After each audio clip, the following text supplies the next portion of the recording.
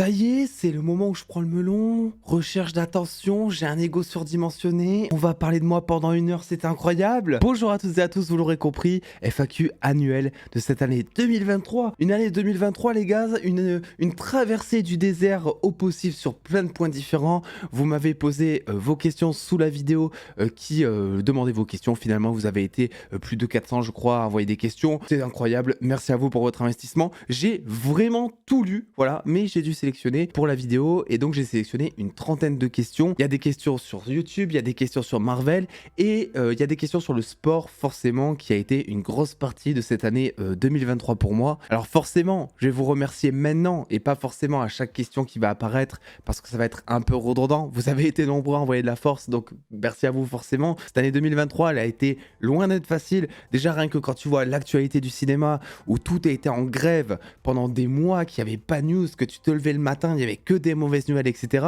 Quand tu es passionné de cinéma, de super-héros, de plein de choses qui touchent le petit et le grand écran, franchement, c'est ultra frustrant, c'est ultra triste. Donc ça a été compliqué, vous avez été là sur YouTube, sur Twitch, sur les réseaux sociaux, etc. aussi. Donc merci à vous pour ça. Ça fait maintenant 4 ans qu'on est sur YouTube. On est à 92 000 abonnés, presque les 100 000 les gars. Donc c'est un truc de ouf. Si on m'avait dit il y a 4 ans qu'on serait déjà à ce stade-là, ben, j'y aurais pas cru. Donc gros GG à vous, vous êtes les meilleurs, même si certains ne disent pas chocolatine. Je le regrette, mais il faut de tout pour faire un monde. D'ailleurs, sachez que les 100 000 abonnés, c'était un objectif que je m'étais fixé l'année dernière. Je voulais qu'on atteigne les 100 000 abonnés en fin d'année 2023. Ça n'a pas été le cas. Ça n'a pas été le cas parce qu'il y a eu un truc qui s'appelle la grève des scénaristes des acteurs, ce qui fait qu'il n'y a pas eu énormément de leviers de vidéos qui ont fait qu'on a gagné beaucoup d'abonnés. Il y a eu aussi l'effet shorts qui est devenu tendance, une chose que je me suis refusé pendant très longtemps, on va en reparler aussi. J'ai volontairement voulu éviter de faire des shorts parce que c'est pas un truc qui me fait vraiment kiffer en vrai. Et même si je savais que en termes de stats, en termes d'abonnés, c'était un levier énorme ces derniers temps pour gagner, surtout en abonnés. J'ai pas voulu en faire, donc c'est ma faute hein, complètement, mais je le sais, mais c'est pas grave. À côté de ça, on a réussi des objectifs qui étaient bien mieux, on va en parler. Mais bref, on va arrêter de blablater. J'ai même pas lu encore une seule question, j'en ai 30. À vous lire les gars, j'en ai 30. Donc on va commencer avec la question de The Mask. As-tu ressenti une lassitude des programmes Marvel et l'envie d'arrêter momentanément de parler de cet univers à un moment donné, sachant que c'est l'un des sujets majeurs de ta chaîne? Merci pour tes encouragements en tout cas The Mask dans la suite de ton message. Et oui, ben évidemment, mais moi je vous l'ai même dit je crois en vidéo, Marvel m'a saoulé. Il y a eu un moment je n'en pouvais plus, je ne voulais plus entendre parler de Marvel. En fait je l'ai vécu un peu en décalé dans le sens où il y en a beaucoup qui en ont eu ras le cul de Marvel au moment je crois de She-Hulk, alors que moi je prenais ça à la légère, j'en rigolais, donc je pense que ça m'a permis de continuer cette hype Marvel, de rester à fond dedans, etc.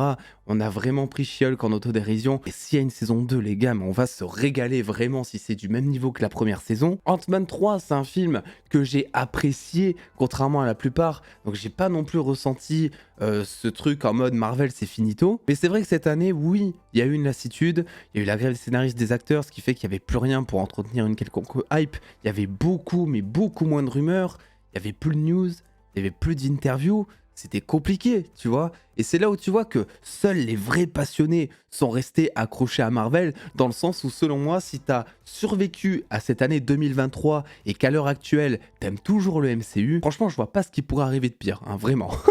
Il y aurait eu El Muerto de pire, mais ils ont annulé, donc c'est bon, c'est ok. Et cette année, je vous l'ai pas dit, mais un des trucs que j'essaie le plus de faire, c'est compliqué, mais c'est d'être le plus positif possible. Et en fait, je me suis dit, ok, il y a moins de Marvel, profites-en pour découvrir d'autres choses. Donc je me suis un peu plus ouvert à du cinéma étranger, à d'autres films. J'ai rattrapé un peu plus de retard cette année. En 2023, ça a été l'année où j'ai vu le plus de films. Je vous parle pas à chaque fois de tout ce que je vois. Si jamais ça vous intéresse de checker en fait ce que je regarde en off, parce que je regarde pas que Marvel. Je sais qu'il y en a qui pensent ça. Vous êtes des tarés les gars, comme si je me droguais à Marvel. Alors oui, c'est vrai qu'on se drogue pas mal à Marvel, mais je regarde beaucoup d'autres choses en fait, des séries, des films. Là, en ce moment, je me fais un marathon Futurama par exemple. Bref, vous pouvez me suivre sur TV Time ou encore sur Letterboxd pour les films. Les liens sont en description. Une question de user-or. Ouais bon, on va t'appeler plaque d'immatriculation. Moi ça me va très bien aussi. Merci à toi en tout cas pour ta question. Salut Steven, quel conseil pourrais-tu donner à quelqu'un qui veut se lancer sur YouTube? Et sache que je regarde tes vidéos depuis le début de la chaîne et vive la chocolatine, et ça me fait d'autant plus plaisir, plaque d'immatriculation évidemment. Alors le conseil, le seul conseil que je vais donner si vous voulez commencer sur YouTube maintenant, c'est de kiffer. Voilà, c'est d'aller là où ça vous fait kiffer. C'est-à-dire que je sais pas, même si vous voulez faire une chaîne YouTube sur les fleurs, tu vois, et qu'au préalable vous vous dites, mais ça va jamais fonctionner, tout le monde s'en fout des fleurs. Mais si t'as la passion, ça va finir par fonctionner, tu vois. Parce que tu peux faire une chaîne sur le sujet le plus mainstream du moment, si tu n'es pas passionné, t'auras pas les idées, t'auras pas l'envie d'approfondir des sujets, de passer du temps à faire des recherches pour une vidéo de 15 minutes où les gens ne se doutent même pas que t'as passé peut-être 6 heures juste à faire des recherches, puis 6 heures à écrire la vidéo. Donc juste kiffe ce que tu fais.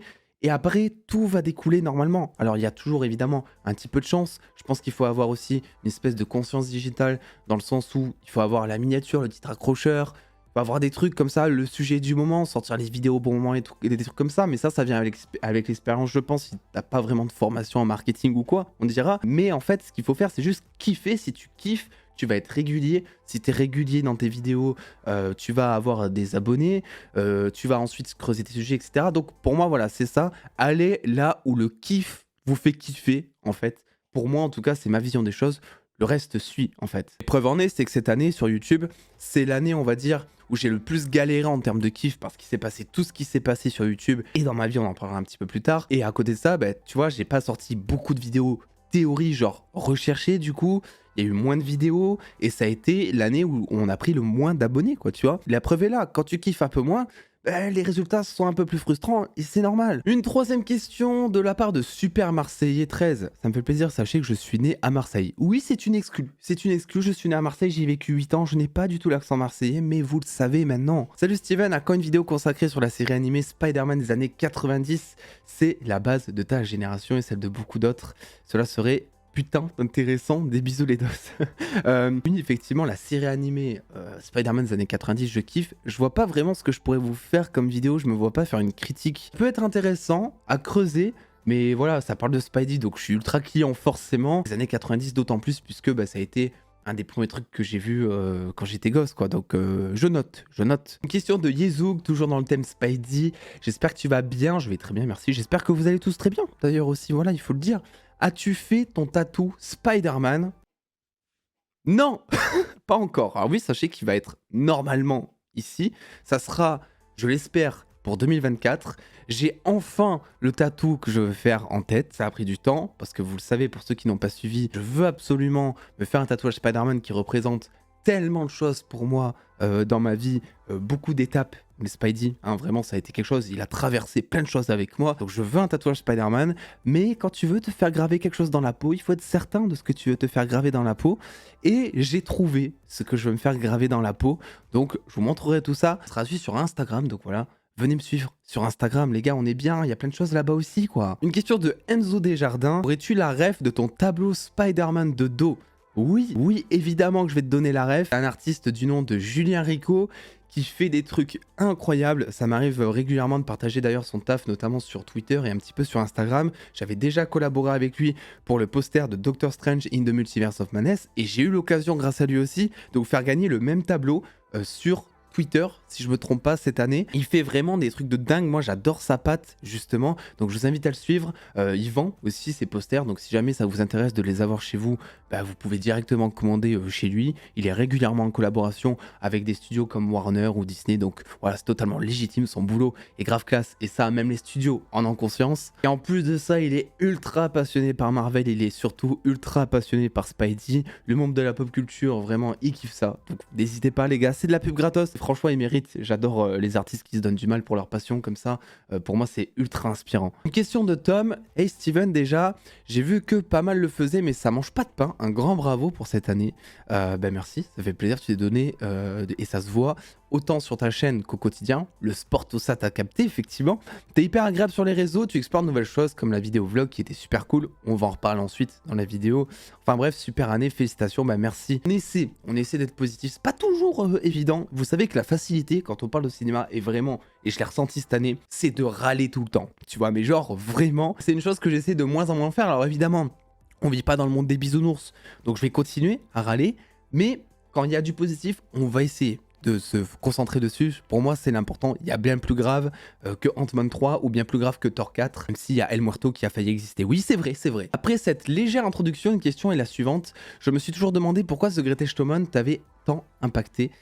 C'est un film que j'ai découvert début d'année grâce à toi. Et pour le coup, j'ai vraiment adoré et je me questionnais sur la raison de ton lien avec ce film. Alors, faut savoir que moi déjà, je m'en suis rendu compte récemment, j'ai vraiment quelque chose avec les films qui parlent du rêve américain. J'ai pas beaucoup d'idoles dans la vie, voilà, je suis pas gros fan d'un sportif, je suis pas vraiment une personnalité au quotidien comme certains sont fans de célébrités. Et on va dire que ce qui m'a inspiré dans la vie, c'est plus les histoires de personnes qui partent de rien, qui ont juste une idée ou un rêve en tête et qui arrivent à faire de grandes choses, tu vois, qui arrivent à kiffer leur life avec une passion où au début tout le monde leur disait mais t'es un malade, ça marchera jamais, etc. C'est grâce à ça que maintenant YouTube ça fonctionne aussi, on va pas se le cacher, c'est grâce à cette motivation. Et The Greatest Showman rentre totalement dans cette catégorie, c'est un mec qui part de rien et qui arrive à faire des trucs de ouf, tu vois. D'ailleurs, pour une petite anecdote, il est là le poster et il est aussi signé Julien Rico, comme quoi je kiffe son taf. Et en fait ce film c'est fou parce que déjà ce qu'il faut savoir c'est que la première fois où je le vois, j'ai pleuré, j'étais dans tous mes états, j'ai eu l'impression qu'un film me comprenait, ça a été la seule fois et la première fois de ma vie où c'est comme si, je sais pas, j'étais en fusion avec un film, je saurais même pas l'expliquer, mais je souhaite à n'importe qui dans ce monde de pouvoir vivre ce que j'ai vécu avec ce visionnage-là. Alors c'est pour The Greatest Showman, mais ça peut être pour n'importe quel film, et c'est là où je vous dis justement que le cinéma, c'est pas quelque chose d'objectif, on n'est pas des robots. The Greatest Showman, c'est un film où il y a plein de soucis dedans, pourtant il n'y a pas eu un seul film qui m'a fait ressentir au monde ce que j'ai ressenti devant ce film, quoi. Faut savoir que j'étais tellement impacté que la première fois où je l'ai vu 4 fois d'affilée le même jour ensuite, sachant que je fais pas partie des gens qui regardent, qui retournent au cinéma, même sur les films qu'il a kiffé, tu vois, Endgame, j'ai dû le voir 2 fois au cinéma, voilà. The Greatest Showman, j'ai vu 4 fois chez moi, une fois que je l'ai vécu, c'était un truc de ouf. Il faut aussi savoir que c'est un film que je vois régulièrement quand, je sais pas, il y a un truc quand je suis en bad mood, mais vraiment en bad mood, j'essaie de le garder dans un coin vraiment, et c'est ma petite Madeleine de Proust réconfortante. Je le vois une fois par an, c'est déjà bien en fait. C'est vraiment, je le vois quand ça va mal et quand j'ai besoin d'un énorme coup de boost. Et il y a un truc de ouf que j'ai remarqué aussi récemment, c'est que à chaque fois que je le regarde, du coup, je le vois à des âges différents, et à chaque fois, j'arrive à trouver une interprétation différente qui me correspond et qui va me booster. En fait, c'est un truc de ouf. À chaque fois que je le vois sous un prisme différent qui arrive quand même à me motiver. Alors, je pourrais pas vous prendre une critique pour le coup. J'ai déjà essayé d'écrire une critique à The Greatest Showman. Je n'y arrive pas parce que ce film compte beaucoup pour moi. Parce que oui, il y a des choses personnelles aussi plus précises par rapport à ce film aussi. Mais je n'y arrive tout bonnement pas. Donc oui, c'est un film qui me prend, voilà, il est là, il est sur le mur, c'est pas pour rien. Et vraiment, même si vous ne l'aimez pas, parce que généralement, il y a toujours une team La La Land ou The Greatest Showman, et pour le coup, j'ai beaucoup plus de mal avec La La Land, j'espère de tout cœur qu'un jour, vous pourrez vivre avec n'importe quel film, même si tout le monde dit que c'est un film de merde, tu vois. J'espère que vous pourrez vivre ce que moi j'ai vécu avec ce film. Une question de Captain Thanos, regardes-tu Invincible? La série est incroyable, j'aimerais trop une critique de ta part. Oui, alors il y a beaucoup de questions des fois, est-ce que tu as vu telle série ou tu devrais regarder tel truc? En fait, vous avez juste à faire une petite recherche Google, par exemple, critique Invincible et dossier geek, vous allez tomber sur la critique de la saison 1. Pour le coup, la saison 2, j'en ai pas fait de critique parce que je l'ai regardé bien en retard et que ça valait pas le coup pour YouTube de prendre du temps, d'investir du temps, parce que tout le monde avait déjà sorti sa critique. Ça allait pas fonctionner. Donc forcément, j'ai dû faire, je crois, un tweet et une story juste par rapport à la première partie de la saison 2. Mais par contre, on fera une critique de la saison 2 au moment où la seconde partie sera entièrement diffusée. Et oui, je suis d'accord, c'est un vrai banger. Une question de Alexis. Salut Steven, je voulais savoir si tu étais fier de ce que tu as atteint, dans le sens où si ton toi du passé te voyait maintenant, qu'est-ce qu'il se dirait? Ben mon moi du passé, il se dirait probablement que j'ai pas assez de barbe. Mais plus sérieusement, oui, je pense que je serais ultra fier. Mon moi du passé serait ultra fier de ce qu'on a accompli sur YouTube, et même personnellement, en vrai de vrai, dans le sens où moi, tout ce que je fais, je le fais pour pas avoir de regrets. Alors des fois ça fonctionne, des fois ça fonctionne pas, mais je trouve que au-delà de l'échec, il y a rien de pire que de regretter quelque chose. Et j'en ai, tu vois, des fois il y a des choses que tu ne peux pas contrôler, c'est comme ça, c'est normal. Mais je fais tout pour éviter d'avoir des regrets parce que je ne veux pas me réveiller, je sais pas, dans mon lit de mort quand j'aurai 80 ans ou je sais pas trop quoi. Voilà, j'aurais dû aller au bout de mes idées. J'essaie toujours d'aller au bout de mes idées dès qu'il y a un truc vraiment que je considère important dans ma tête. YouTube était un truc important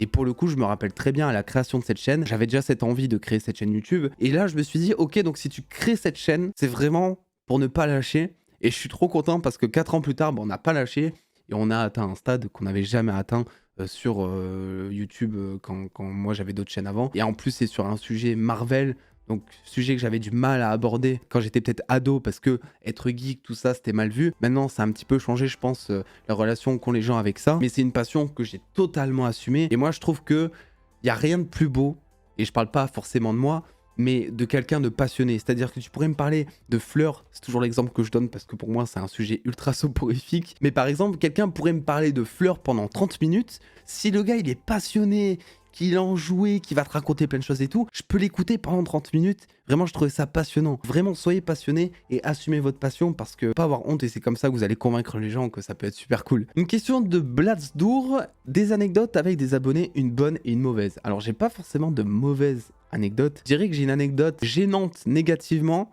et une anecdote gênante positivement. On va commencer par l'anecdote gênante négativement, allez soyons fous. C'était l'époque No Way Home, donc ascension de la chaîne à ce moment-là, on prend énormément d'abonnés, beaucoup tous les jours m'envoient des MP, est-ce que t'as des news Spidey, tout ça, etc.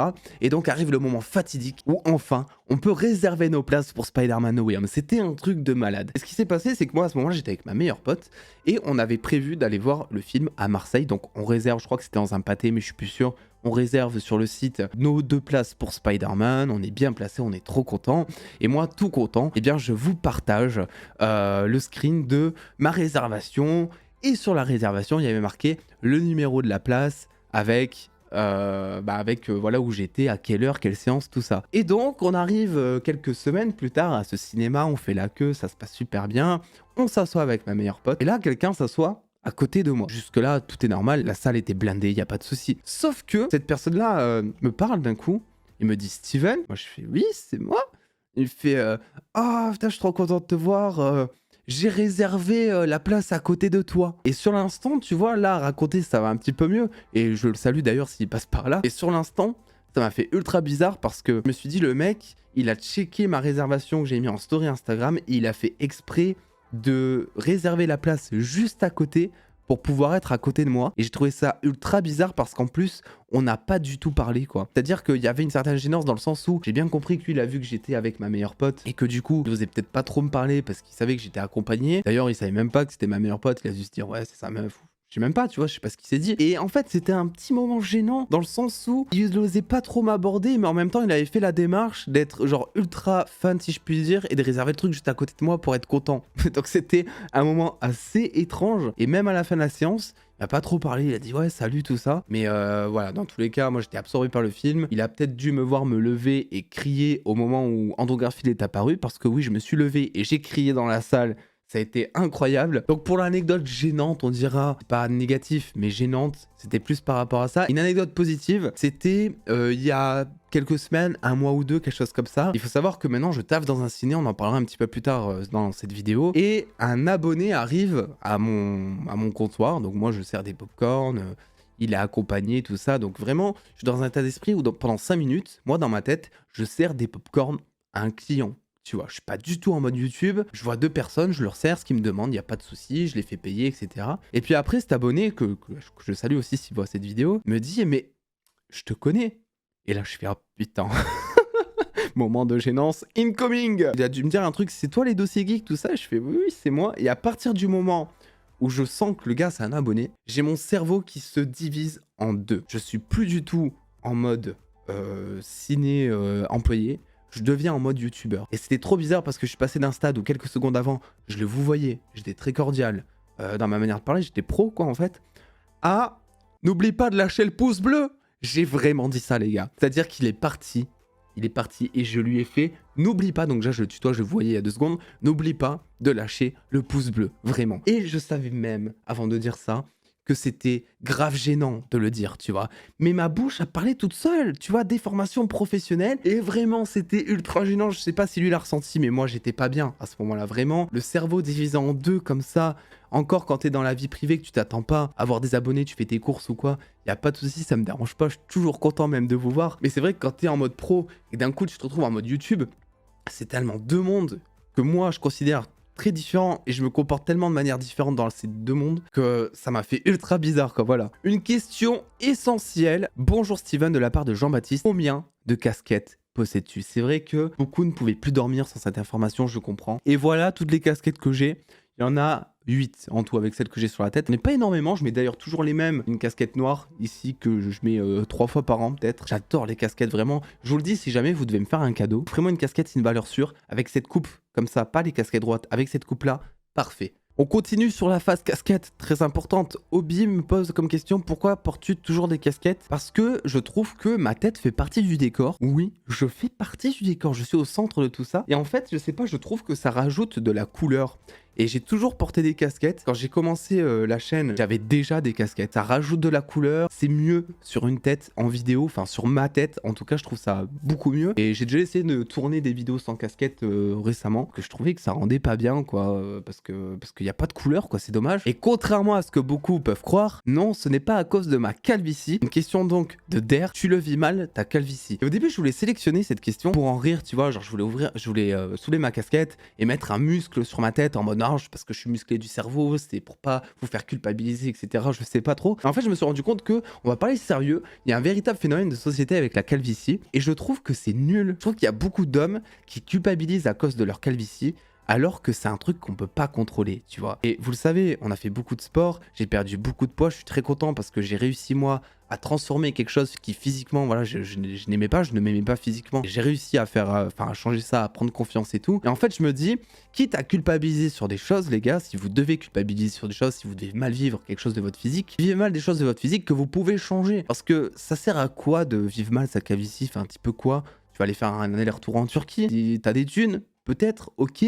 Mais en attendant, est-ce que c'est ta faute si t'as une calvitie? Et pour le coup, vous savez, il y a un véritable phénomène de société où en fait on dit que la calvitie, ça fait perdre énormément de confiance en l'homme en général. Il y en a beaucoup qui le vivent comme ça, une perte de confiance, ils se trouvent beaucoup moins attirants dans la glace, etc. Mais je vais vous dire un truc, si je sais pas, à côté, vous allez à la salle, que vous perdez votre embonpoint par exemple, ou que vous décidez de vous muscler ou je sais trop quoi, mais votre calvitie, vous allez même plus l'avoir. Et la confiance qu'elle vous faisait perdre, entre guillemets, vous allez la retrouver 10 fois avec peut-être les pecs ou les biceps que vous allez prendre d'un autre côté. Contrôlez ce que vous pouvez contrôler, rectifier ce que vous pouvez rectifier ou ce que vous pensez devoir rectifier. Si vous êtes très bien dans votre peau, bah tranquille, faites rien, tu vois, c'est le principal. Mais s'il y a un truc comme ça à dégager, dégagez-le. La calvitie, on s'en bat les couilles, vraiment. Donc contrairement à ce que certains peuvent croire, je ne mets pas de casquette à cause de ma calvitie, qui d'ailleurs est pas ultra prononcé pour le coup, donc j'ai de la chance pour l'instant en tout cas. Ça m'est déjà arrivé d'ailleurs de faire plein de streams sans casquette pendant des heures,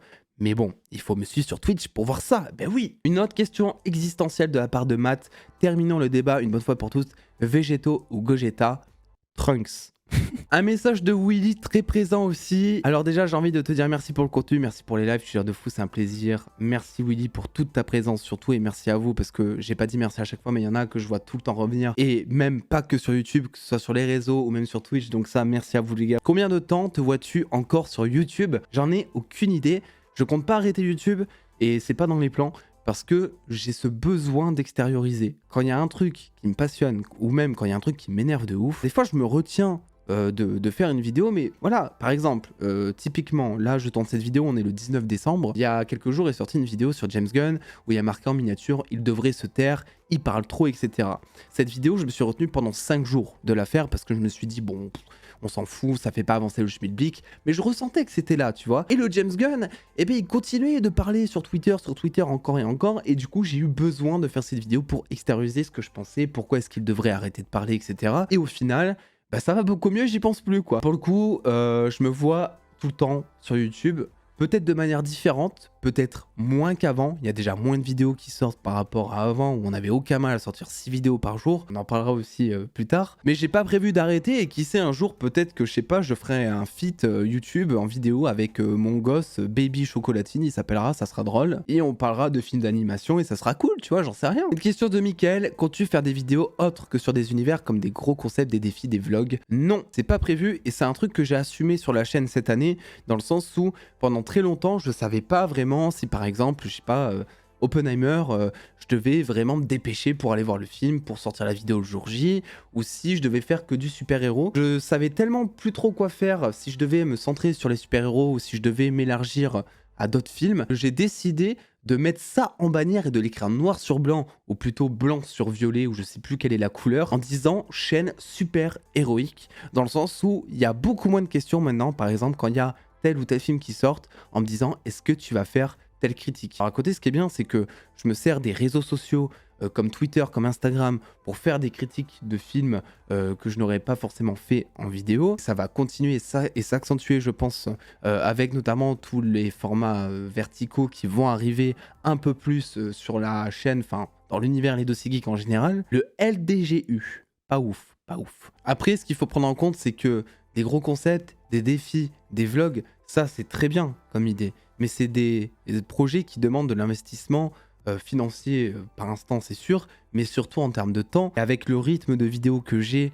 et le choix éditorial que j'ai, c'est-à-dire un choix d'actualité où je dois revenir et où j'ai envie de revenir sur l'actualité de manière très régulière dans la semaine, j'ai pas vraiment le temps de penser à des gros concepts, parce que qui dit gros concept dit peut-être une équipe de production ou peut-être négocier des partenariats avec des marques. Et ça, je peux vous dire que vous voyez juste le placement, mais des fois c'est un échange de 1 mois par mail avec la marque, tu vois. Ça peut être long, fastidieux et surtout ça demande une charge mentale que je ne veux pas avoir en ce moment. Je pense que c'est aussi pour ça qu'on me suit, c'est-à-dire quand on tombe sur mes vidéos, on tombe sur de la simplicité, et sur de la pop culture, tu vois. Et je pense que c'est là-dessus que j'ai envie de rester. Une question de Le Fou passionné. Comptes-tu reprendre les lives sur YouTube, par exemple faire un live thématique où tu concentres sur un sujet sur lequel tu as envie d'aborder? Alors en fait, c'est une bonne idée, j'y avais même pensé. Et en fait, si je devais par exemple revenir sur un sujet une fois par mois, c'est un truc que j'aimerais beaucoup plus faire en podcast. Donc si jamais je dois le faire, je le ferai en podcast. Les lives, j'en fais déjà sur Twitch. Mais YouTube, j'ai beaucoup de mal à streamer dessus. Je sais pas pourquoi. Et donc je pense pas, c'est pas prévu en tout cas pour l'instant,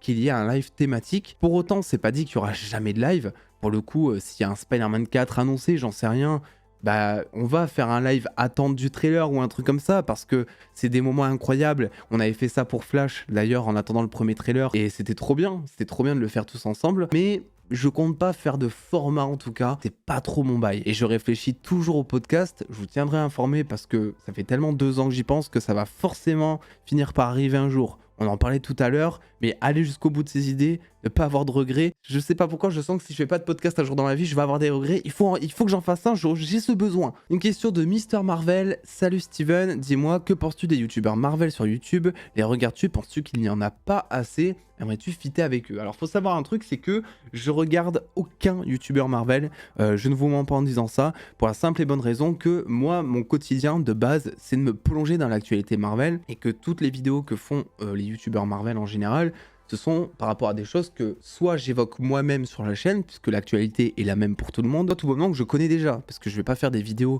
sur chaque news Marvel. Il y a eu une époque où je faisais ça, maintenant je trouve ça de moins en moins constructif pour ma chaîne, donc j'ai pas forcément envie de voir du Marvel alors que je parle du Marvel, quoi. C'est un peu comme si je ramenais du boulot à la maison, je sais pas comment vous expliquer. Autant ça reste une passion et je bouffe beaucoup de Marvel, autant quand j'en parle pas, c'est pas pour y penser non plus. Après, pour le coup, des fois, il y a des petits youtubeurs Marvel que j'ai en recommandation, tu sais, qui ont genre 200, 300 abonnés. Je vois qu'il y a de plus en plus de créateurs de contenu Marvel qui naissent. Je trouve ça super cool. Et je regarde par curiosité et je vois que vraiment, ils sont tellement plus élevés que par rapport à nous, à nos débuts, parce qu'ils ont déjà saisi les codes des miniatures, les codes des titres, comment structurer une vidéo. Tu sens qu'ils sont passionnés, tu sens qu'ils sont tout frais. Donc vraiment, force à vous si vous avez une chaîne YouTube, lâchez pas les gars, vous êtes la relève quelque part, pas trop non plus. Hein, pas trop non plus, faudrait pas nous piquer nos vues, parce que vous savez bien que nous on pense qu'à l'argent, bordel, mais oui. Est-ce que je pense qu'il y en a assez? Je pense qu'il y en a pour tous les goûts, après je regarde pas, mais de ce que j'ai vu, je pense que chacun a sa méthode de faire, et ça c'est très cool. Donc, je pense qu'il y en a assez, et je pense qu'il y en aura toujours plus de youtubeurs Marvel, parce que Marvel est loin d'être fini, contrairement à ce que beaucoup de gens disent. La preuve en est, c'est que s'il y a des youtubeurs Marvel qui naissent, ça veut bien dire qu'il y a des gens qui trouvent de l'intérêt à ce que Marvel fait ces dernières années, quoi, tu vois. Donc pour moi, il n'y en aura jamais trop, parce que on est énormément de personnes sur cette petite planète, n'est-ce pas? Et que chacun a sa propre manière d'aborder les choses, et chacun peut se retrouver envers un autre créateur de contenu. Donc ça, c'est ultra cool. Aimerais-tu fitter avec eux? Alors ça, j'ai eu beaucoup de questions. Est-ce que tu aimerais fitter avec un tel, un tel? J'ai déjà répondu dans une précédente FAQ, mais je vais quand même le faire ici pour remettre à jour, parce que non, ça n'a pas changé. Je n'ai envie de fitter avec personne, pas sur YouTube en tout cas, dans le sens où j'ai déjà dit que si je fitte avec quelqu'un un jour, c'est pour ajouter une plus-value. Dans le sens où, par exemple, j'ai fait un live avec Clapman sur The Last of Us. Donc j'ai fait un feat avec Clapman qui était ultra cool. Parce qu'en plus, Clapman, c'est un mec que j'adore en vidéo comme, voilà, sa manière de parler, l'humain en général, on dira. Et je suis d'ailleurs beaucoup plus attaché en général à tous les créateurs de contenu, à ce qu'ils font en tant qu'humain, avant leur contenu en fait. Et je l'ai invité parce que je savais très bien que lui c'était un gros fan de The Last of Us, qu'il avait fait 100 fois les jeux vidéo, et je me suis dit que mon avis serait intéressant puisque moi j'étais un petit peu nouveau dans le game. Je venais de faire le premier jeu il y avait genre 6 mois, on a fait le deuxième jeu ensuite, donc j'ai tout découvert avec la série ensuite qui est arrivée.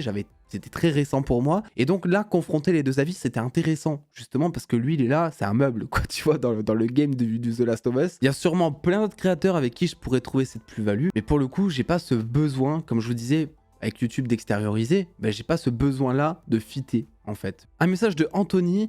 Je voulais savoir si c'est toujours en projet de recruter sur ta chaîne secondaire pour faire des vidéos. Alors oui, il se trouve que... Enfin non, mais il se trouve qu'en début d'année, j'ai lancé une chaîne secondaire qui est totalement à l'abandon depuis maintenant plusieurs mois, où j'avais cette envie d'en faire un média et de recruter des gens qui voulaient peut-être faire de la vidéo ou se former pour parler de plein de sujets différents, et je voulais vraiment que la chaîne soit la plus, on va dire, complète possible en termes de genre cinématographique. En fait, il y a des gens qui sont fans de séries, d'autres de cinéma d'auteur, d'autres de blockbusters. Je me suis dit que, vu que moi, j'avais pas le temps de tout faire, de tout regarder aussi, et que j'ai pas non plus l'expertise que je peux avoir sur Marvel DC, sur plein d'autres trucs, je me suis dit que ça serait intéressant. Le fait est qu'en fait, cette année, il y a beaucoup de choses qui ont changé. Je suis un petit peu moins présent sur YouTube et je préfère libérer du temps, faire moins de vidéos par exemple et faire plus de streams. Je préfère être plus complet comme ça, me faire kiffer sur beaucoup plus de choses que vraiment faire du YouTube, etc.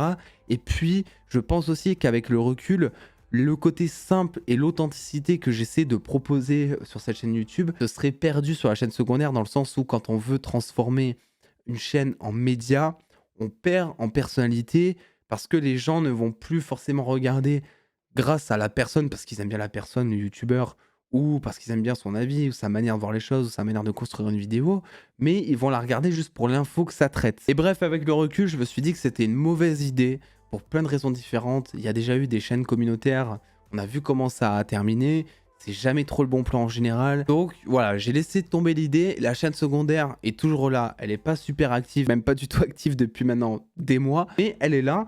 Et je m'en servirai peut-être un jour, tu vois, si j'ai envie de faire une critique d'un film où je sais que tout le monde s'en fout, mais que j'ai absolument besoin de vous partager un avis, ça se passera sur la chaîne secondaire. Et là, vraiment juste pour me faire kiffer, il n'y a pas d'intention, il n'y a pas d'ambition sur cette chaîne secondaire, juste elle est là. Un message de Ilan Brisson. Yo Steven, est-ce que tu prévois un grand projet pour les 100K? Sinon, continue à produire un max de contenu, c'est toujours un plaisir de les regarder, merci beaucoup. Non, il n'y a rien de prévu pour les 100K, parce qu'en fait, je m'en moque un petit peu. Alors, toute proportion gardée, évidemment, dans le sens où les 100K, quand je vais les avoir, je serai content. Je vais vous faire un petit screen des 100K, voilà, c'est une étape, tu vois. Mais pour autant, c'est pas ce qui m'intéresse de ouf sur la chaîne. Je préfère largement avoir des vidéos qui en termes de vues vont être stables tout le temps. Je préfère être régulier par rapport à ça que avoir les 100K, parce que 100K en vrai c'est une étape, mais ça veut tout et rien dire, tu vois. Je sais très bien que sur les 92 000 personnes qui me suivent actuellement, c'est un chiffre qui est énorme. Mais il n'y a pas 92 000 personnes, parce qu'il y a peut-être Thierry qui s'est abonné, je sais pas, en 2022 et qui était fan de Marvel, qui va soit plus regarder du contenu Marvel parce qu'il aime plus Marvel, parce qu'il a été dégoûté à cause de She-Hulk, soit tout bonnement parce qu'il a perdu ses identifiants de ce compte YouTube là, tu vois. Il y a plein de comptes fantômes. Donc oui, c'est une étape et c'est surtout un symbole du travail, voilà, de la patience, de tout ce qu'on a fait ces dernières années, de la passion aussi. Mais pour autant, je suis pas du genre pour les 100K à vous faire une vidéo de malade mental, parce que je trouve que le grand projet, c'est pas vraiment les 100K, le grand projet, c'est la chaîne, quoi, tu vois. Une question de Souriflix, est-ce que tu travailles en dehors de YouTube? Oui, ça fait maintenant depuis 6 mois que je bosse dans un cinéma. Donc pour vous la faire courte, ça allait très bien niveau YouTube, hein, je gagnais ma vie grâce à YouTube, enfin il n'y avait pas de souci par rapport à ça. Mais eh bien on grandit et en janvier je me suis senti très très mal, parce que en fait je n'en pouvais plus de rester entre quatre murs, de voir personne. T'as cette charge mentale de YouTube parce que t'es auto-entrepreneur et que tu dois penser à tout, aux causes, aux conséquences. Bref, j'étais en train de péter un câble et c'est entre autres pour ça que j'ai commencé à faire du sport, déjà pour y voir plus clair. Et ensuite, c'est grâce à cette vision un peu plus éclairée que je me suis dit, faut absolument que je fasse quelque chose, faut que je diminue mon activité YouTube et que je prenne un truc à mi-temps à côté, un taf, parce que littéralement j'avais besoin déjà de voir du monde et j'avais aussi besoin d'être employé quelque part. Je sais pas comment vous expliquer, mais en fait, je suis auto-entrepreneur, ce qui veut dire que je suis le maître des lieux. Ici, c'est moi qui décide de tout. Mais tout ça, ça a un prix. Et ce prix-là, c'est la charge mentale de, voilà, à 20 h, quand t'es chez toi et que t'as fini toutes les vidéos de la journée, tu culpabilises de pas taffer encore parce que tu sais que tu as des trucs à faire encore qui sont sur le feu. Et plutôt que de te dire oh je ferai ça demain, bah, tu te dis pourquoi perdre du temps, je vais le faire de suite. Donc tu as des journées qui sont ultra longues et en termes de charge mentale c'est toujours dans un coin. Et on est bien loin de l'employé qui fait n'importe quel métier, qui va taffer de 9h à je sais pas 18h, qui va rentrer chez lui et une fois qu'il est chez lui, hop le taf c'est rester au taf. Il est chez lui, il peut allumer la play et culpabilise pas de passer du temps à jouer à Fortnite et à se faire déglinguer ou à regarder un film ou une série que tout le monde déteste, mais lui il kiffe quoi, tu vois. Et ça manquait vraiment, ce côté en fait où je me détends. Et du coup, bah là c'est trop bien parce que bah, tu vois, je suis dans un cinéma, dans une bonne équipe, on s'entend avec tout le monde, je vends des pop-corn, je suis employé donc on me dit de faire ça, je le fais, je réfléchis pas, c'est trop bien vraiment. Et à côté de ça, bah, ici, je prends des décisions. Je suis un peu le maître des lieux, justement. Et j'ai besoin maintenant de cette complémentarité. C'est vital de voir du monde, en fait. Je suis resté tellement enfermé chez moi. Les gars, tout projet demande des sacrifices, tout est chronophage. Pensez-y bien, si jamais vous voulez vous lancer dans n'importe quel truc. Vraiment, pendant le lancement de ma chaîne, pendant 3 ans, j'étais en plus à la campagne avec des moutons en guise de voisins, je mens pas. Donc, j'étais loin de mes amis, je voyais que ma famille. J'étais vraiment entre 4 murs toute la journée et tout. Et au bout d'un moment, ouais, je pète un câble. Donc, il a fallu ça maintenant pour que je me sente bien cette année. Et là, vraiment, c'est un équilibre où je me sens ultra bien. Je taffe en plus de ça dans ma passion, quoi, on va dire, dans une ambiance qui est trop bien. Les gens, ils arrivent, la plupart, ils ont le sourire parce qu'ils vont au ciné, tu vois, ils sont pas à la CAF. D'ailleurs, Valentin aussi, qui avait posé plus ou moins la même question, j'espère que j'aurais répondu à ça. Je te mets en screen parce que tu fais partie de la majorité silencieuse, comme tu le dis. La majorité silencieuse, bah, merci à vous aussi, même si vous n'êtes pas trop présent en commentaire. Je fais aussi partie de cette majorité silencieuse. Je lâche très peu de fois des commentaires sous des vidéos ou n'importe quoi. Et je sais aussi que vous êtes la majorité, justement. Et que c'est aussi grâce à vous qu'on peut avoir tout ça. Donc voilà, je vous rends hommage dans ce petit bout de vidéo. La même question Lucas aussi, mais qui rajoute que j'ai commencé et qu'en parallèle, j'ai baissé un petit peu ma productivité face à YouTube. Je voulais répondre à ça parce que c'est quelque chose qui est réel. On a abaissé le nombre de vidéos par semaine qui est sorti sur YouTube. C'est pas une mauvaise chose, bien au contraire. Et je pense que plus ça va aller, moins il y aura de vidéos. Dans le sens où ce taf au ciné, ça m'a permis eh bien, de me décharger de cette charge mentale de YouTube avec des news qui arrivent tout le temps en me disant oh, je dois absolument leur en parler parce que c'est important, etc. J'ai beaucoup moins parlé des news qui étaient un peu plus superflues, on dira. Et il y a des jours, des fois, où pendant 2 jours, je vais me concentrer sur des trucs que vous voyez pas, comme l'écriture de certaines grosses vidéos qui sont déjà sorties et qui vous ont plu en plus. Donc moi, je suis ultra content. Et c'est vrai que je tends à aller de plus en plus vers ce format de vidéo écrit, monté. J'aimerais beaucoup m'amuser sur le montage parce que là c'est très formaté, c'est toujours la même chose. Quand je fais des vidéos, bah, comme la FAQ, le montage de cette FAQ est très formaté, très cuté, tout ça. On peut aussi s'amuser grâce au montage, mais ça demande du temps. Et je pense du coup que plus ça va aller, moins il y aura de vidéos un peu plus réaction news, on dira, parce que l'essentiel maintenant c'est ça. Par contre, je pense qu'il y aura toujours des vidéos réaction news parce qu'il y a des trucs, des fois, où quand tu les vois, tu es obligé d'allumer ta caméra. Enfin voilà, comme je vous ai dit, le besoin d'extérioriser face à une grosse news qui vient par exemple de sortir. Et c'est vrai que j'aimerais beaucoup plus bosser mes vidéos, écrire, monter. Je sais pas si c'est l'âge, je sais pas si c'est la sagesse, je sais pas aussi si c'est parce qu'on a fait le tour, parce que mine de rien, ça fait 4 ans sur YouTube qu'on fait de la news, etc. Au bout d'un moment, peut-être que ça peut finir par lasser, je ne sais pas. En fait, c'est cet aspect passion de YouTube qui prend de plus en plus le dessus par rapport à cet aspect responsabilisant, financier qu'est YouTube, parce qu'aujourd'hui, bah, YouTube, c'est ultra important pour payer mon loyer, mais peut-être que plus ça va aller, moins je serai sur YouTube, plus au ciné en train de taffer, par exemple, et que quand je rentrerai, bah, en fait, je pourrai faire du YouTube parce que ça sera entièrement de la passion. J'aurai pas de deadline en me disant il faut absolument que je sorte cette vidéo avant demain ou autre parce qu'après ça va être périmé, la news tout le monde la saura, etc. Je pourrais arriver, mettre les pieds sous mon bureau et juste écrire, tu vois, et ça sera trop cool. Question de Hitchver qui est beaucoup sur Twitch notamment. Ma question est, je me lance sur Twitch, quels sont tes avis, conseils, erreurs à ne pas faire quand on stream? Gros bisous Stephen. Bah écoute, je pense que en fait le but quand tu veux te lancer sur Twitch, c'est de pas te lancer sur Twitch. Totalement con, mais je pense qu'en 2023, et ça tous les gros streamers vous le diront, c'est déjà de créer une communauté ailleurs et ensuite d'essayer de la ramener sur Twitch. Le meilleur conseil que je peux donner à l'heure actuelle, c'est vraiment de créer un TikTok, de faire du contenu sur TikTok, d'atteindre les 1000 abonnés pour pouvoir streamer et ensuite de streamer sur TikTok, parce que les streams sur TikTok sont un peu plus référencés ou plus facile d'accès en tout cas, tu arrives plus facilement à faire du viewer sur TikTok que sur Twitch. Et si tu arrives à multi-stream sur Twitch et TikTok, tu peux très bien dire aux gens, venez me suivre sur Twitch et tout. Il y en a plein qui arrivent à faire leur premier follower, leur premier dizaine de viewers comme ça. Alors moi, je suis pas non plus streamer professionnel, mais c'est juste pour vous dire que voilà, sur cette chaîne, on est 90 000 abonnés. Et je parle de temps en temps sur Twitch, mais pas non plus l'accent. Je pourrais faire 10 fois plus. Je pourrais mettre des clips sur YouTube, par exemple, pour essayer de vendre, pour vous dire, ouais, regardez comment on s'amuse bien sur Twitch, venez et tout.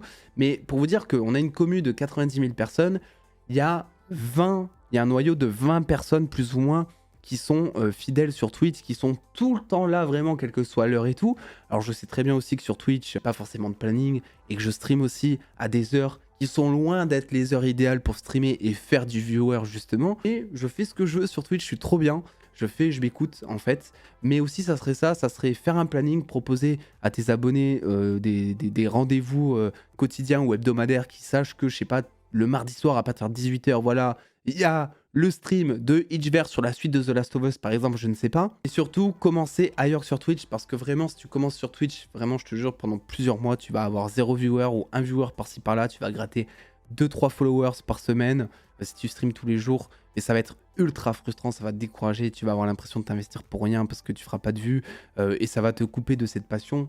Et c'est grave dommage. Et n'hésitez pas à venir me suivre sur Twitch, d'ailleurs, je sais pas si je vous l'ai dit dans cette vidéo. Ça pour dire que c'est ultra compliqué. Et moi, avec 20 personnes, je suis ultra content, quoi, tu vois. Même si c'est vrai que tu vas sur mon stream, tu te dis, putain, il y a que 20 personnes, c'est étrange, j'ai beaucoup plus de vues sur YouTube. Mais vous imaginez pas le confort que c'est d'allumer un stream à 9 h du matin, parce que oui, ça m'est arrivé, et de voir qu'il y a déjà des gens qui sont là.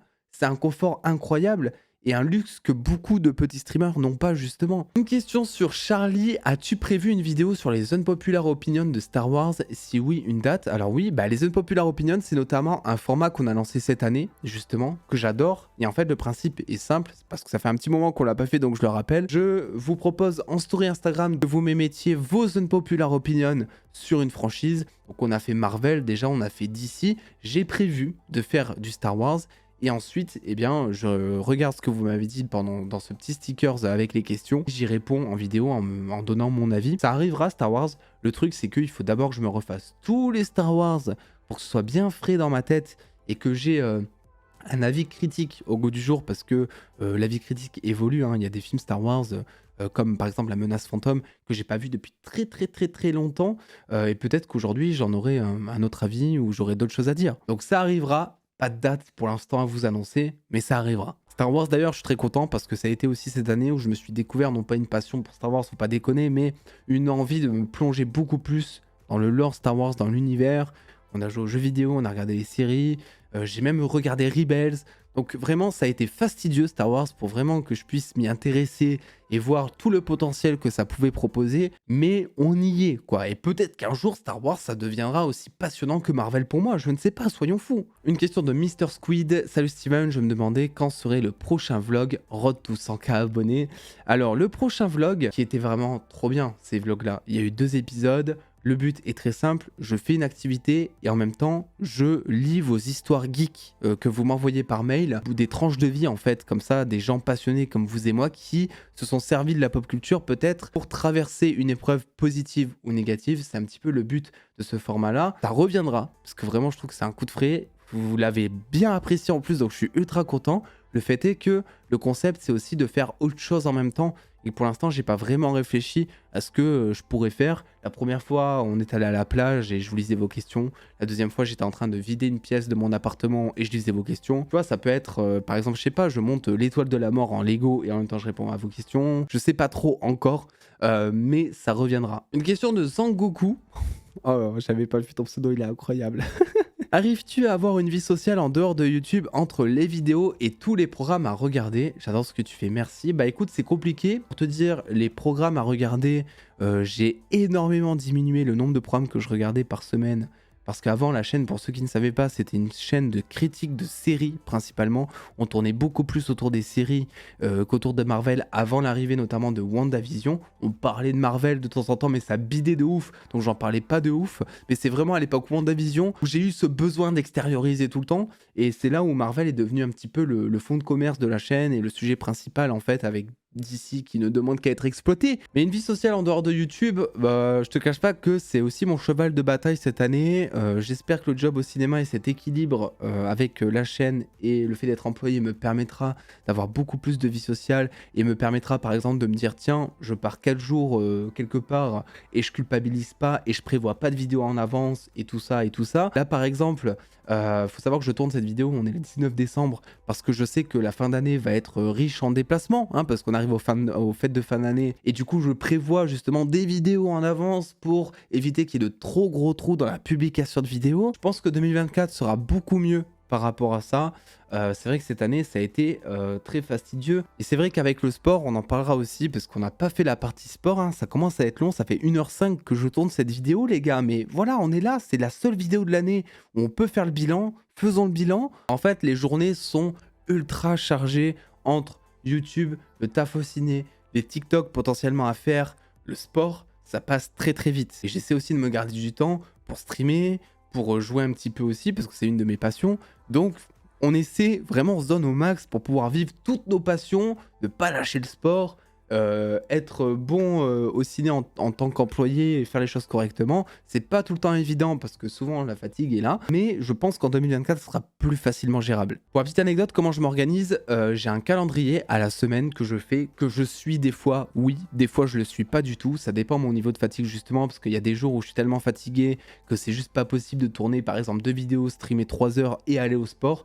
Donc après je priorise des choses comme le sport est prioritaire, les streams un petit peu moins, c'est la chose la moins prioritaire et c'est pour ça que c'est plus irrégulier. Mais voilà, je me suis fait un planning avec mes horaires de taf et je fais tout tourner en fait autour de mes horaires de taf parce que bah, c'est là où je suis employé, donc c'est là où j'ai la première obligation de me rendre en fait avant même le sport. Et voilà, l'équilibre dans la vie, en vrai c'est vraiment mon cheval de bataille. J'ai beaucoup pensé que c'était le bonheur, mais en fait le bonheur c'est pas juste kiffer sa passion ou être avec la personne qu'on aime, ou voilà, le bonheur c'est un tout, c'est un équilibre entre toutes ces choses-là. Et si on arrive à trouver le temps pour faire tout ce qu'on veut, si on arrive à trouver un équilibre entre tout ça, ses proches, le sport, ses obligations, ses passions, bah en vrai, on a tout réussi. Et c'est le truc le plus compliqué à faire.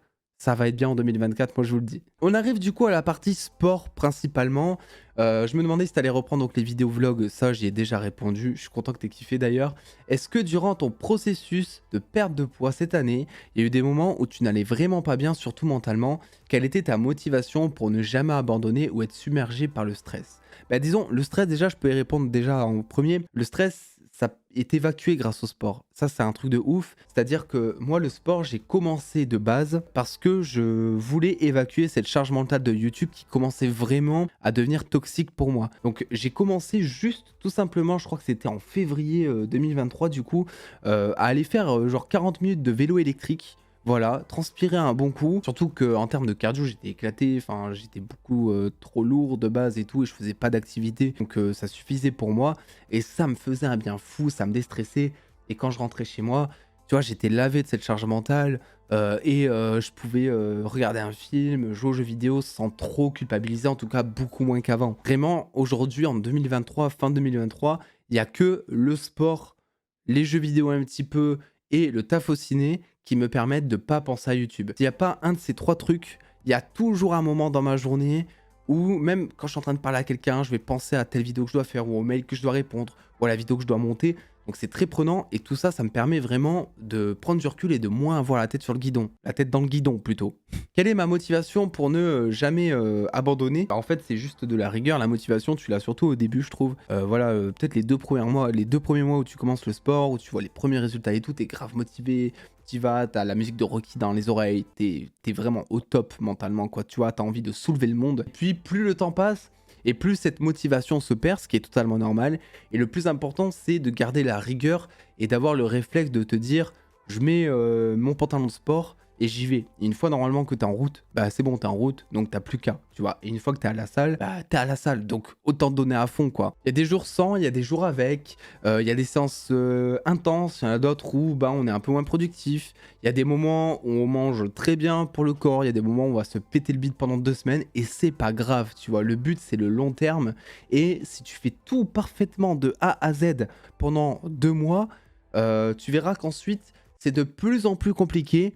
Et c'est pas grave, faut pas dramatiser ou culpabiliser. Il me reste plus qu'à te dire que je kiffe ton contenu et toi, en tant que personne, j'ai pu suivre ton évolution cette année. Je peux dire que tu as step up de fou. Merci pour les manches au continent. Ben, merci en tout cas. Je suis content parce que j'essaie de pas trop en parler sur les réseaux du sport. Le but, c'est pas de culpabiliser les gens qui font pas de sport ou autre. Et les gens ne me suivent pas pour le sport, en fait. Les gens me suivent pour l'actu, pour Marvel, pour DC, pour cette passion-là. Et j'ai pas envie qu'ils se sentent mal parce que je vais leur parler de sport. C'est pas le but du tout et c'est pour ça que j'en parle pas du tout.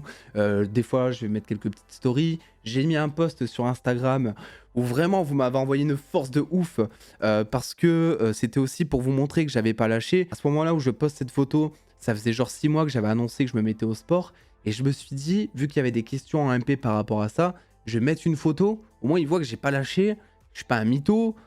Et en plus, vu que vous êtes nombreux à m'avoir envoyé de la force, je me suis dit, voilà, c'est un petit peu aussi le résultat de toute cette motivation que vous aussi, vous m'envoyez. Parce que pour ceux qui ne savent pas, du coup, on est passé de 115 kilos à 90. Donc là, au moment où je tourne cette vidéo, je dois être à 92 en vrai, parce que c'est l'hiver, qu'il y a les repas de fin d'année qui commencent, que c'est très compliqué de se motiver justement à aller à la salle.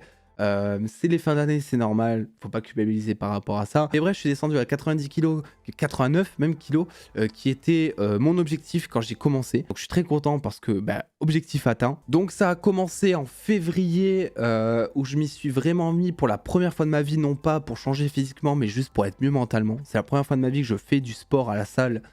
Juste pour aller mieux mentalement. Ça m'a fait énormément de bien, ça m'a permis d'y aller crescendo aussi parce que le but c'était pas non plus de me tuer à la salle ou de me dégoûter, le plaisir avant tout. Et je savais avant tout, et grâce à mes expériences passées, parce que j'ai déjà été à la salle, déjà été en obésité morbide bien avant ça et j'ai déjà perdu beaucoup de poids, et je savais que si je voulais vraiment du long terme, parce que le but c'est vraiment d'installer une routine, d'avoir un rythme de vie stable et sain, et je savais que pour avoir ça il fallait que ce que je fasse à côté, donc c'est-à-dire ce que je mange et ce que je fais en termes d'exercice, il fallait que ça me plaise, tu vois.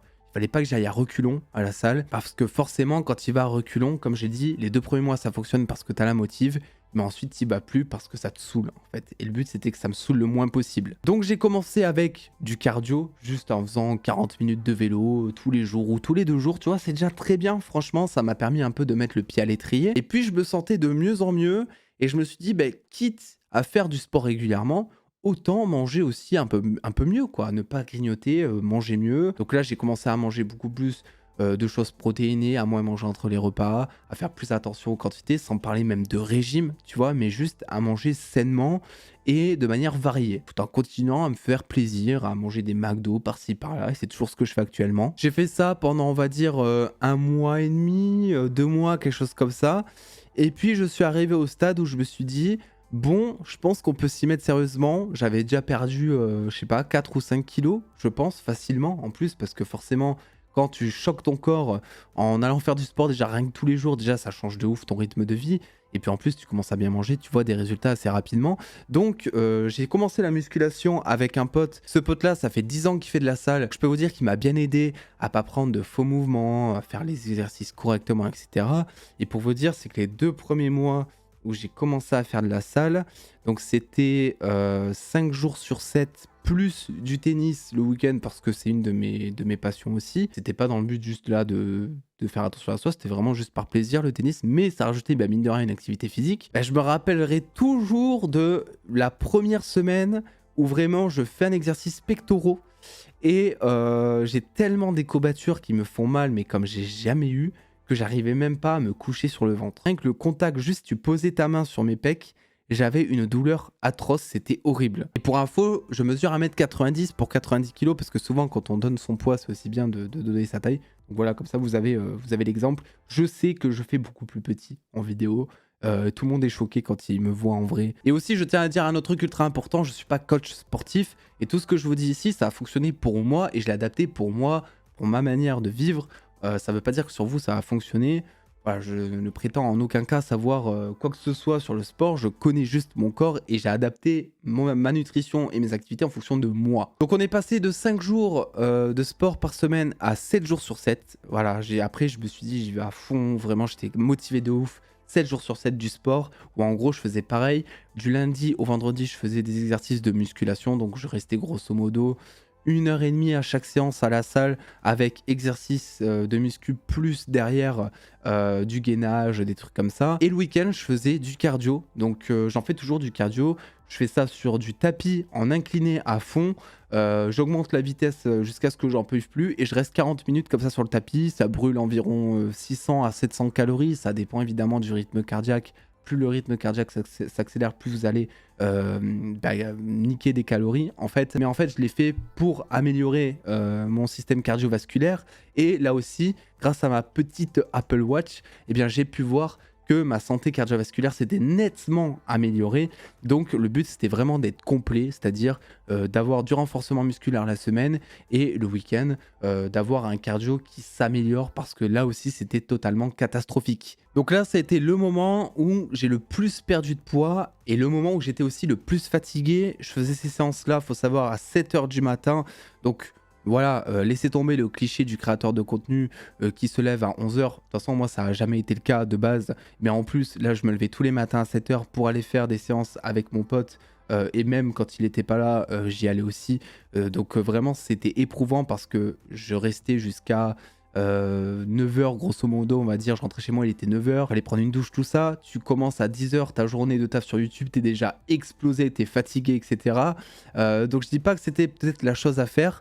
Et c'était épuisant en termes d'équilibre de vie de faire tout le temps comme ça. Et ensuite est arrivé le taf au ciné, où là, ça a énormément chamboulé ma routine de sport. Parce que il fallait que je construise ma journée autour du ciné et non plus autour du sport. Avant, c'était pas grave. Par exemple, si je rentrais à 9 h, que j'étais explosé et que je me disais, bah, tiens, je vais faire une petite sieste de 30 minutes ou de 20 minutes pour aller mieux et pour pouvoir avoir l'énergie en vidéo, parce que là aussi, c'est important. Et maintenant, vu que je dois rentrer en une journée, le taf au ciné, le sport, YouTube, etc., je pouvais plus forcément me permettre de faire une sieste. Donc, ce qui s'est passé, c'est que le sport est devenu moins rigoureux, dans le sens où je suis beaucoup moins rigoureux maintenant qu'auparavant. Il y a des fois, j'y vais même plus au sport, de temps en temps en tout cas. Je surveille toujours mon poids dans tous les cas et je vais toujours au sport et j'en ai besoin même mentalement, donc c'est pas un truc dont je pourrais me passer. C'est évidemment la facilité de s'en passer parce que des fois t'as la flemme d'y aller et tu préfères largement rester devant ta console, c'est clair et net, mais n'empêche qu'une fois que t'as fini ta séance, c'est trop bien quoi. T'as une montée d'endorphine, t'es bien, tu culpabilises pas en plus. T'as fait ton truc, t'as rempli ton truc, t'as rempli ton contrat et tu te sens bien, quoi, tu vois, c'est une bonne fatigue. Et en fait, tout ça, il y a eu plusieurs raisons. Déjà, il y a eu la raison de la charge mentale YouTube. C'est pour ça, de base, que j'ai commencé le sport. Ensuite, ça s'est transformé en mode je veux physiquement changer. C'est parce qu'en fait, je me rendais compte que j'étais très très mal dans ma peau à 115 kilos physiquement dans la glace, je m'aimais pas. Et socialement, du coup, c'était ultra compliqué. Je me rendais compte que même quand j'avais des fois l'occasion de sortir de chez moi, quand on me proposait des trucs, je disais non. Parce qu'en fait, cette non-condition physique et ce dégoût de soi, ça avait pris une telle notion psychologique sur moi que en fait, c'est comme si je voulais pas imposer ma présence aux autres, quoi. Ce qui est totalement débile parce qu'en plus, on m'a toujours dit, même quand je disais mon poids, que je faisais beaucoup plus mince vu que je suis très grand que ce qui n'y paraît. Donc en fait, c'était que dans ma tête. Mais je me coupais en plus de ça socialement, c'est-à-dire que j'avais YouTube qui me coupait socialement, et le peu de fois où j'avais l'occasion de sortir, je me coupais volontairement socialement. Et donc j'ai décidé de me débarrasser de tout ça en commençant le sport à fond. Voilà comment, en gros, ça s'est fait. Bref, le sport cette année, c'est vraiment le truc qui a changé ma vie. J'ai pris des décisions importantes comme le fait de pouvoir taffer au ciné grâce au sport, c'est ça qui m'a fait prendre du recul. Et très honnêtement, je pense que s'il n'y avait pas eu ça cette année, je serais tombé en dépression parce que vraiment, en début d'année 2023, ça allait vraiment pas. J'ai déjà fait une dépression et je savais, je sentais, genre janvier, février là, c'était vraiment la pire période et je me sentais partir dedans, quoi. J'étais vraiment pas bien. Une question du coup de Mugiwara, parce que oui, pour info, on est dans une FAQ, je parle longtemps, mais il y a aussi des questions. Salut Steven, est-ce que tu as atteint ton objectif physique, tes objectifs physiques? Pour le coup, pour l'instant, oui. Quels sont les prochains, ton organisation dans tout ça? Alors du coup, l'organisation, j'ai essayé d'y répondre. Prochains objectifs physiques, alors c'est vrai que cette année 2023, ça a été surtout de la perte de poids, tout en essayant de construire un peu de muscle et essayer de pousser ses objectifs. Je pense qu'en 2024, ce que je vais essayer de faire, c'est d'aller encore plus loin là-dedans, de fondre, de sécher, quoi, en gros. Et j'ai envie vraiment de savoir jusqu'où mentalement je peux aller pour avoir un physique musclé. on dira. Alors mon but c'est pas d'être The Rock, clairement pas, parce que ça demande un entretien d'être comme The Rock qui est phénoménal. Je sais pas si on se rend compte, mais en termes de bouffe surtout, parce que ça c'est le pire, et en termes de musculation, etc., ça demande un investissement, faut limite qu'il y ait que ça dans ta vie, et moi c'est pas possible. Le but c'est pas d'être fit juste pour être fit et d'être fatigué tout le reste de la journée ou d'être frustré parce que je peux pas aller manger d'omac avec mes potes, quoi. C'est vraiment pas ma raison de vivre, mais j'aimerais quand même pousser les limites et voir mentalement ce que je peux faire dans tout ça pour avoir un physique athlétique, on dira, et en même temps avoir une hygiène de vie saine, mais où je me fais plaisir, c'est-à-dire je parle pas de cheat meal là. Alors c'est vrai qu'au début quand je perdais du poids, j'avais cette notion de cheat meal où 1 jusqu'à 2 fois par semaine je me pétais littéralement le bide parce que je faisais aussi beaucoup de sport. Et donc ce qui est bien, c'est que quand tu fais beaucoup de sport tous les jours, tu peux te permettre de faire beaucoup plus d'écart que quelqu'un qui va faire 4 séances par semaine. D'ailleurs j'en profite par rapport à ça parce que je sais que certains vont me le dire, le corps a besoin de repos, c'est-à-dire ne faites pas des séances tous les jours de la semaine. Moi, la technique, c'était justement de faire du sport, de la musculation 5 jours sur 7. Et si je faisais du cardio le week-end, c'était justement pour avoir cette dose, on va dire, de sport, mais tout en laissant mes muscles se reconstruire le week-end et respirer, etc., qui forcent pas, et pour pouvoir enchaîner le lundi d'après, etc. Et puis, c'est vrai qu'il y a aussi le taf au ciné où je suis tout le temps debout, des fois pendant 7 heures. Donc, mine de rien, ça, je dirais pas que ça muscle, mais c'est de l'énergie dépensée. Donc voilà, prochain objectif, c'est vraiment voir où est-ce que je peux aller avec mon corps. Encore une fois, c'est une totale découverte, hein, les gars. Vous savez, moi j'ai été obèse toute ma vie. Quand j'allais chez le médecin, à chaque fois, on me disait que je devais perdre du poids. J'ai été en obésité morbide. Si je voulais descendre à 90 kilos, c'était justement pour ne plus avoir cette étiquette selon l'IMC, toujours, qui est une véritable connerie. C'est juste psychologique. Mais de plus être obèse, en fait. Et maintenant que c'est plus le cas, eh ben on va voir jusqu'où on peut taper, quoi, tu vois, on va découvrir un petit peu nos muscles. Peut-être qu'un jour je verrai des abdos, peut-être pas cette année, vraiment, je pense pas, les abdos c'est très compliqué, mais un jour je vais peut-être découvrir mes abdos. Voilà un petit peu, cette longue vidéo est désormais terminée, peut-être qu'elle sera divisée en deux, ou peut-être que je vais balancer ça comme ça, je ne sais pas. Ça fait 1h30 que je parle en continuant en vidéo, je crois que c'est la première fois que je tente quelque chose d'aussi long. Ça va être un calvaire à monter, les gars. En tout cas, merci à vous pour toutes vos questions, pour la force que vous envoyez, que ce soit par rapport au contenu, que ce soit par rapport au sport, vraiment, même si vous n'avez pas été l'élément déclencheur pour me mettre au sport, etc. C'est vrai que par exemple, mettre la photo que j'ai mise sur Instagram, mais bordel, ça m'a tellement envoyé de bonnes vibes et de bonnes motivations, etc., que je me voyais pas abandonner, quoi, tu vois, ça offre de la force de ouf. 2024, on met les bouchées doubles sur le sport, c'est mon envie du moment, on continue la création de contenu, on va toujours kiffer, évidemment, de toute façon, vous le savez, quand je kiffe pas un truc, je le fais pas, c'est pour ça qu'il y a eu un moment beaucoup moins de vidéos Marvel, par exemple aussi, c'est que Marvel, ça me saoulait. Donc je vous dis bonne année, parce que je sais pas du tout quand est-ce que cette vidéo va sortir. Le principal, c'est que vous donniez à fond pour les gens que vous aimiez, ou même pour les choses que vous aimez, pas de regrets, ça c'est mon combat par contre, et je pense que ça va l'être pendant très longtemps, si ce n'est toute ma vie. Merci encore pour cette année, road to 100K, comme on dit dans le milieu, ça sera un des objectifs de l'année 2024, avec la reprise de la musique, le sport évidemment. N'oubliez pas d'envoyer plein de bonnes vibes en commentaire si le cœur vous en dit. Merci à la majorité silencieuse durant cette année 2023 encore une fois. Et puis je vous dis à très vite, prenez soin de vous.